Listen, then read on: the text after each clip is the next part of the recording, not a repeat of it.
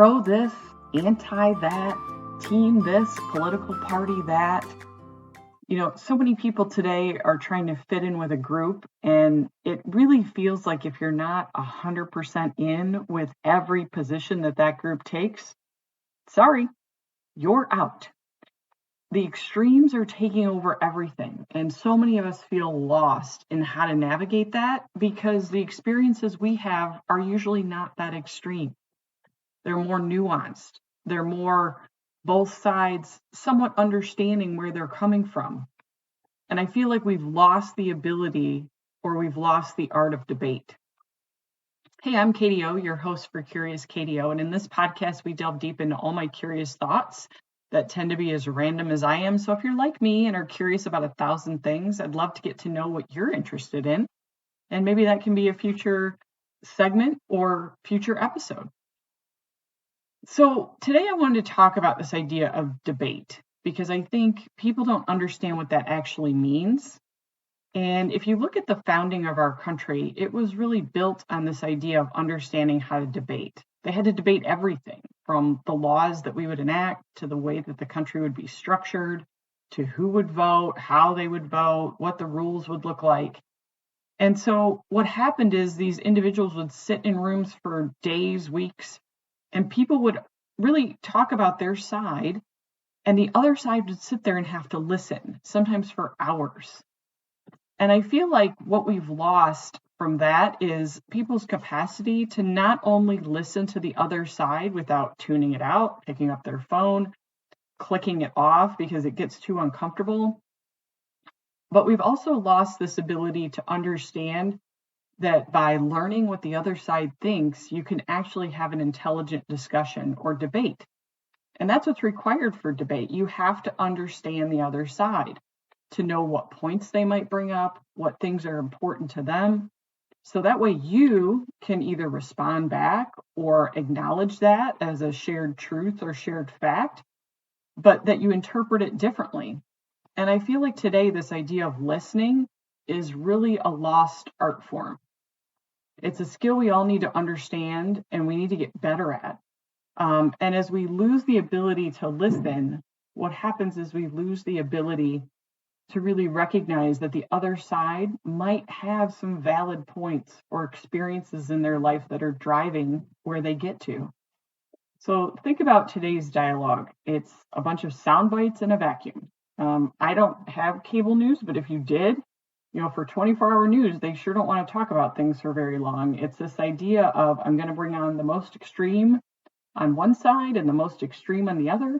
I'm going to give them each 30 seconds, and they're going to debate their point, and nobody's going to listen to the other side or respond.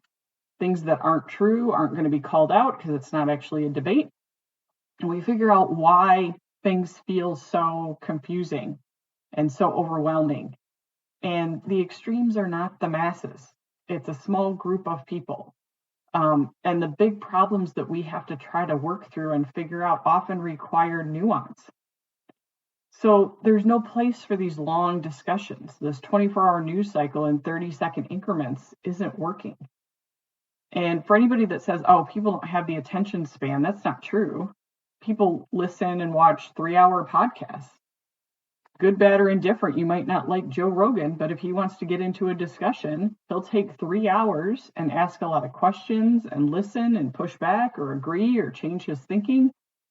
That's probably the closest form of debate that we have today are these podcasts or YouTube channels where people get into a topic and spend time on it and don't worry about the clock or the next commercial break. We've created these areas where people are just isolating in echo chambers. So everything that they're hearing is reinforcing what they're thinking. And it's no wonder that when things happen in the world and they go, well, how is that possible? Everybody I talk to thinks this. It's like, well, you're not talking to the right people. The word other, let's put it in quotes, other used to be your family, your friends, your neighbors. And so you grew up around people that thought differently than you, and it was fine because you knew them as people.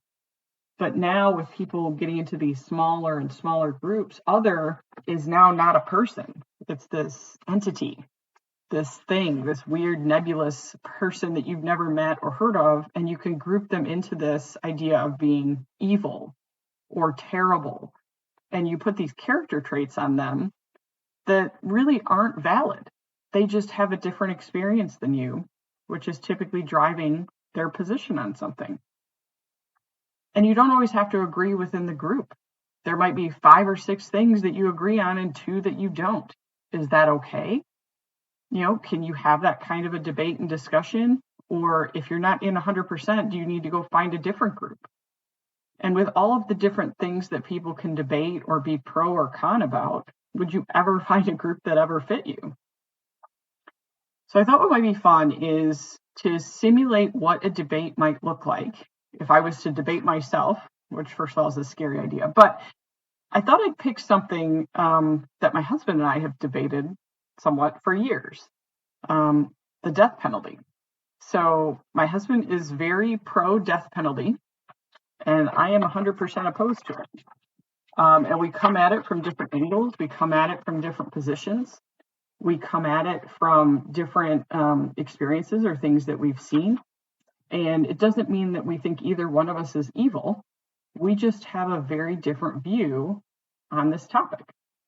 And so I thought what I would do is really do a style of debate on this to show you what this looks like, because it's really about you being able to understand and articulate not only what you feel, but what the other person feels too. So I thought I'd do like an opening of each side and then some responses back. And the responses back, I think, are the critical piece, because that's what requires you to actually listen and understand what the other side said and be able to respond to it. So let's start with the pro-death penalty side.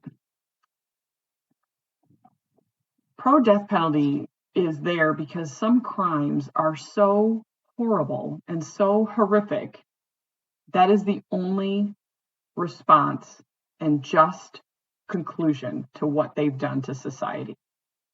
The mentality of an eye for an eye might be the only punishment that fits that crime. Something so malicious, so hateful, so terrible that individuals that choose to commit those crimes in our society cannot be allowed to live. That the risk of something, some minor infraction or some minor challenge or some minor error that was not done out of maliciousness, but done, because people are people, could risk letting someone so terrible get back out into society and commit more crimes. If you commit murder and you kill people, what you're saying is that I don't value their life, and so we shouldn't value yours. You sacrifice your right to live when you choose to kill other people. And by having the death penalty, it lets people know that those extreme cases are going to require an extreme sacrifice from you if you choose to commit them, to hopefully deter you or others from committing those crimes. All right, now anti-death penalty. And you'll see I'm a little bit skewed towards this, but I really try not to be. So being anti-death penalty doesn't mean that you don't think people should be punished for crimes. It's just that death is so absolute, and people don't always get things right.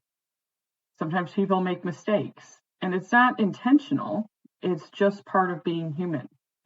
If you think about how many things a prosecutor or defense attorney has to deal with, there's chances that they might miss something, or they might go in a wrong direction, and the evidence might appear to fit that crime, but it might not. And so when you choose to kill somebody, that's the end. There's a reason that groups like the Innocence Project exist, right? If there weren't crimes where innocent people were behind bars, they wouldn't have anything to do.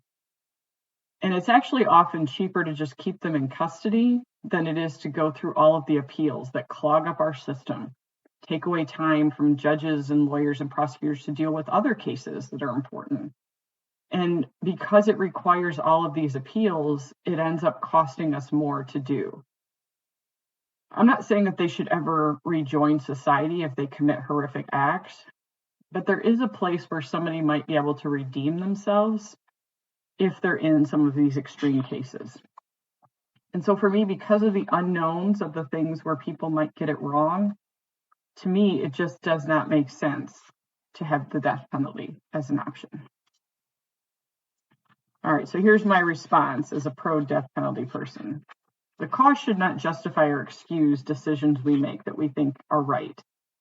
And the laws are set up in these key states that offer the death penalty because they feel that that is the best way to deal with these individuals. The system has checks and balances to catch people that are innocent or people that should not be found guilty, which is a nuance that's important. And the system allows, all of these checks and balances to make sure that we are not executing innocent people. But one of the things that the system does, it seems like, is it allows minor infractions that may or may not change the outcome of what actually happened to excuse a horrific act and might let somebody out, even if they are guilty.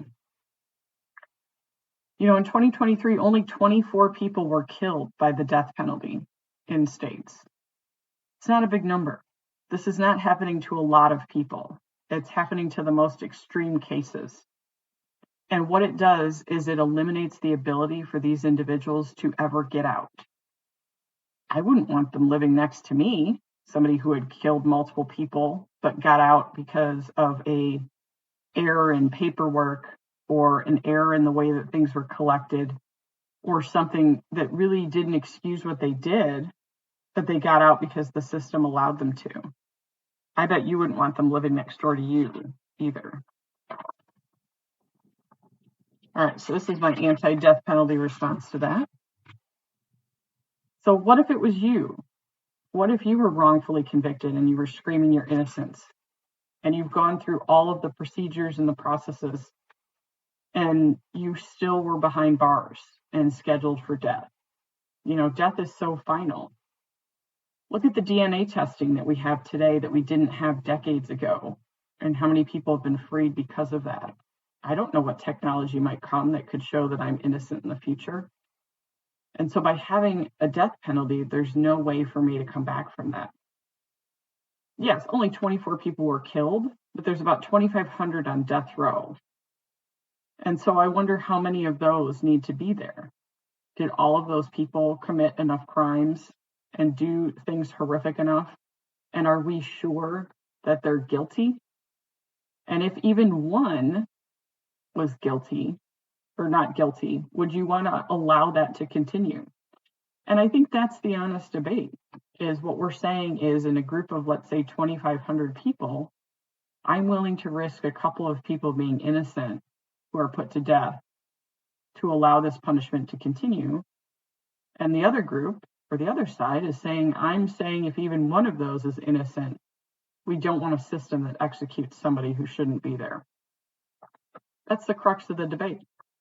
And the death penalty is really there to deter people from committing murders or crimes like this. But research actually shows that murders are higher in states with the death penalty, and there's no evidence that anybody can find that shows that the death penalty stops killings. So now I've got to respond to that by being pro-death penalty. So you asked me to think about if it was you wrongfully convicted. I'm going to ask you to think about the person closest to you, spouse, child. What if they were murdered? What if they were killed by somebody who did something so horrific that now that has changed the entire course of your life? What kind of punishment would you want for them?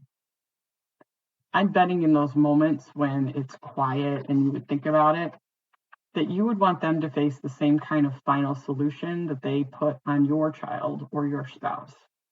This place where they do not get the right to live and eat and talk to loved ones and make connections with other humans, that they lost that right when they did those crimes. And what you're saying is that, if somebody does that and you allow them to live, what you're saying is that those choices that they made don't necessarily come to that absolute conclusion of having the same kind of punishment done to them. When you think of the death penalty, it's for safety of the community. It's for the security, not only of the community, but the people inside of the prisons. It's a punishment for a crime that they've committed.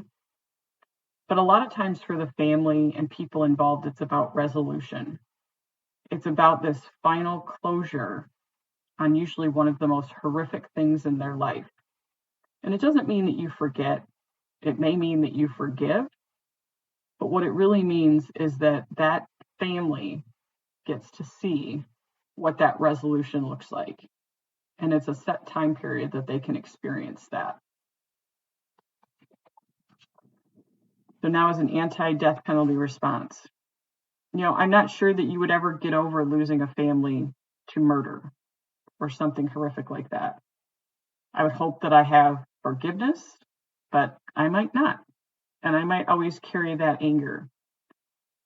But the chance of getting it wrong would weigh more, especially if you find out that you got it wrong after that individual was no longer with you, than the grief that you would carry, that you're going to carry regardless. All right, so let's talk about that debate, right? So I had to research different sides of it. I had to dig into what I thought would drive different angles of that big issue that a lot of people have differences of opinions on. You can tell I'm skewed a certain way, but it required me to see the other side of it. And it's a debate that many people are passionate about. There are people that have their life work dedicated to trying to figure that out on both sides. Debate is not an argument. Oftentimes an argument is about feelings. Debate is about educating yourself and understanding the other side's position and understanding your positions. One of the things that you'll notice is that in the responses, they were often done in rebuttal to something that was said. And what does that do? That lets that other person know that you're listening and that you heard what they said. Doesn't necessarily mean that you agree with it, and you can't argue points without really knowing and listening to what they're saying. Debate can change thinking. Obviously, we've seen that. But what I think debate does that we're missing is that it really shows respect for the other side. When you have to research the other side of a topic, it forces you to step into the shoes of someone who's not you. It forces you to look at what the experiences are of the individuals on that other side. And it forces you to consider some of your own beliefs and understanding. Debate also requires you to dig into facts or data or stats. What does it say? I feel like the death penalty should deter people, but the research doesn't show that. So what does that mean, right? I have a feeling, and often what I think we see nowadays are feelings debating feelings, where facts have just gone out the window. And you have to know not only your experiences that brought you to this solution. Mine is that I listened to a bunch of podcasts and murder shows and started really with Serial. This idea that people might be behind bars that shouldn't be there. Does my husband listen to any of those? No. So my experiences on this idea that there are people in prison, probably several of them, that shouldn't be there, come from my experiences of what I engage with. His doesn't. His comes from more, if this is the law and this is what the law says, then we should follow the law. And so it doesn't mean that our experiences are bad. They're just different. And I think that oftentimes when people want to have a discussion with somebody or a debate, they think that if you don't believe how they believe, there's something wrong with you, or you're evil, or you're bad, or I can't be friends with somebody that's a R or a D, depending on how they vote, right? But what you don't realize is that they usually got to that place through some of their experiences that shaped their positions, shaped their beliefs, shaped their experiences. And if you're naive enough to think that everybody has the exact same experiences as you, then you deserve to have a narrow group that you interact with. But the value, and I've lived in areas and regions of the country where I have not always been what everybody around me thinks. But it's allowed me a lens to understand how they got to that point. what drove them to those beliefs, and to potentially share some of my experiences that were different, that led to my understanding or beliefs. Debate is about just opening someone's eyes. And if you do it right, it forces you to try to understand the person looking back at you and take a small walk in their shoes. So what I would challenge you to do is think about if you belong to a group or an organization or a team or a political affiliation, whatever that might be. Your duty is to question what they're saying, question the facts that you're getting, question the other side, learn, listen, try to understand where they're coming from. You might learn something, you might change your position on something, but you might not. Part of it is about finding your own path, and it might not be as absolute as the group that you're affiliated with. It might not be straightforward. There might be pieces where you understand both sides and don't take a strong position on something, and that's okay too. When you listen and feel listened to, you have a better shot of actually getting to a resolution with someone. And as you think about the big issues that are facing so many of us, whether it's individually in our communities or in our country, by not listening and not feeling listened to, people don't go into things wanting to work with somebody else. So I'd encourage you to flex your debate muscle to try to understand someone that might have a belief that's different from you. I'd try to flex it by understanding where they're coming from and making sure that you understand why you believe the way that you believe. I would practice debating, not arguing. So how are you taking the points of the other side, acknowledging things that might be true or that you might have a shared sense of feeling on, but ultimately have a different outcome at the end of it? And debate, it's okay if you both walk away without changing the other person's mind. It's not about winning. It's not about making sure that everybody believes what you believe. It's about understanding how to work in a group or a community where you can at least have a discussion around topics that are challenging, that people don't necessarily understand, but seek to understand. And that by being respectful and listening to them, it may bring both sides to solutions or ways of thinking that have a shared sense of purpose and a shared sense of values and direction. So debate's been something that's been on my mind for a while, so that's why I thought I would do this topic. I'd love to know what areas you would debate on, that you've actually researched the other side and learned what they thought. Connect with me at curious.kdo@gmail.com or Instagram at curious_KDO. And I'd love to hear what you think. Some of the best, we'll call them politicians of our time, if you think of John Adams or Thomas Jefferson or Abraham Lincoln, they made big moves and were able to shift the country and help us define, at least initially, what it looked like because of their ability to debate. Not only to share their views, but to listen and understand and scope and respect people's views that differ from them. So as we get into this heated political season that I'm sure is coming up in 2024, think about how we actually debate. And are we doing it from a place of listening and respect? Or are we doing it from a place of sound bites, trying to just articulate our point and move on to our echo chambers that we feel comfortable in?